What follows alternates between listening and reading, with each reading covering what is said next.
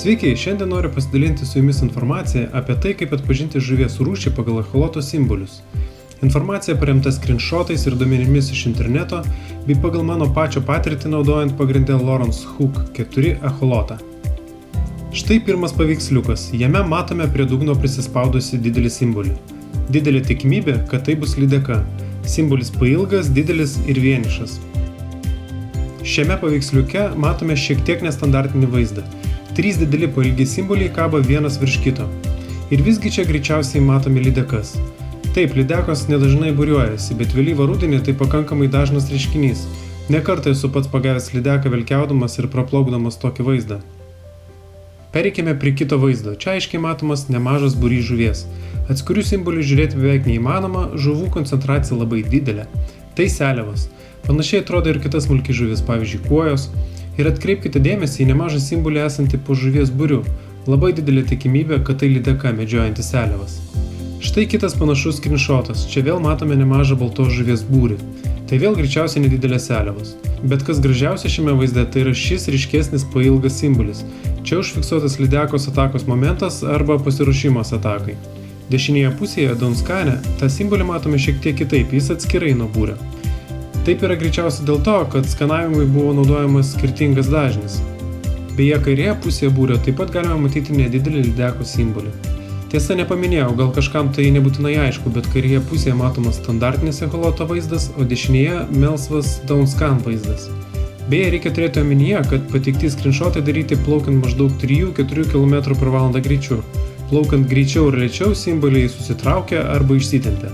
Aišku, bus tokių vaizdų echoloto ekrane, kai pateikti aišku atsakymą, ką jūs ten matote, bus sunku. Pavyzdžiui, kaip manote, kas per žuvis šiame vaizde? Galbūt tai panašu į kelias lydekas?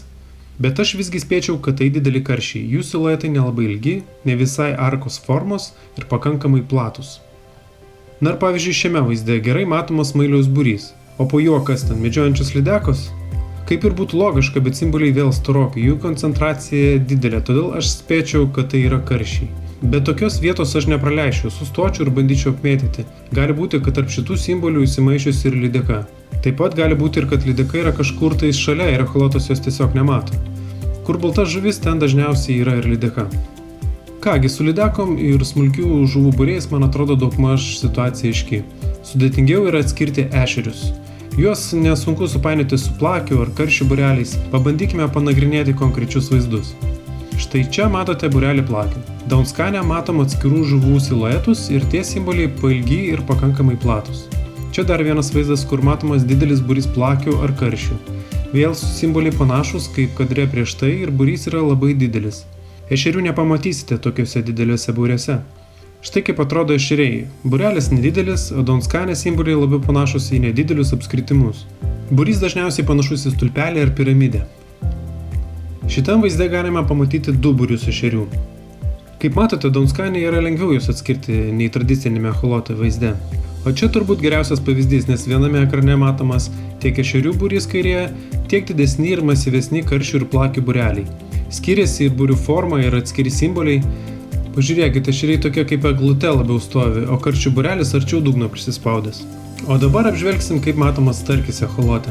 Jei, sakykime, skirti lydeką mums pilnai pakanka tradicinio echoloto vaizdo, tai surasti starkį be Daunskano bus pakankamai sudėtinga. Aišku, patyrę žvejys gali apsieiti ir be Daunskano, bet naujokui tai labai padės. Taip yra todėl, kad starkis dažnai būna labai prisispaudęs prie dugno. Štai kairiame vaizde matomas lyg dugno pakilimas, lyg akmuo, o jų dešinėje galima aiškiau suprasti, kad tai atskiras objektas. Būtent taip ir atrodo starkis. Pailgas, plonas pagaliukas, o kartais atrodantis ir kaip taškas. Kai jau lengviau atskirsite starkį nuo dugno, kita užduotis bus jį atskirti nuo, sakykim, karšių. Kartais karšiai plaukia nedideliais būriais, netoli dugno, kaip šiame vaizde. Palyginkime jį su šituo paveiksliuku, matome kelis starkių simbolius. Visų pirma, karšių simboliai yra platesni. Kitas dalykas, kad starkiai nelabai mėgsta būti arti vienas kito, dažniausiai jie išlaiko tam tikrą atstumą. O karšiai gali būti arti, arba vienas virš kito. Na ir starkiai dažniausiai būna arčiau dugno nei karšiai. O pabaigai noriu pridurti, kad echolotas tikrai pagelbėja žvejyboje ir padeda surasti žuvį, bet visos žuvies jis neparodys. Neretai pagaunu jau patikrintose vietose žuvį, nors prieš tai tikrinu su echolotu ir žuvies tenai nematau.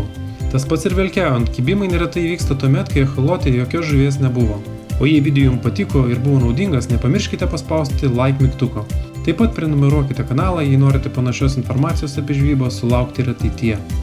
Šiandien su jumis atsisveikinu, iki kitų kartų.